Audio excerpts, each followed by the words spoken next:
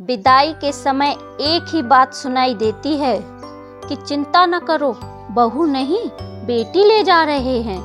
पर कुछ समय बाद ही वही लोग ये तक भूल जाते हैं कि बहू भी एक इंसान ही है। जो ये कहते हैं कि माता पिता की फिक्र सिर्फ बेटियां करती हैं, बहुएं नहीं, तो उनको ये भी मालूम होगा कि बेटियों की फिक्र सिर्फ माँ बाप करते हैं, सास ससुर नहीं। जो बिना काम करे थक गई वो बेटी, जो सारा काम करके भी न थके वो बहू।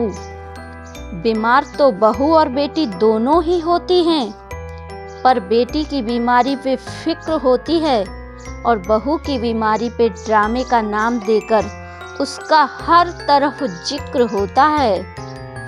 बेटी पढ़ी लिखी है, घर का कामकाज नहीं जानती। बहू पढ़ी लिखी है तो क्या, घर का सारा काज आना चाहिए था। बेटी हर गलती नज़रअंदाज की जाती है और बहू का हर बात पर गलती निकाली जाती है।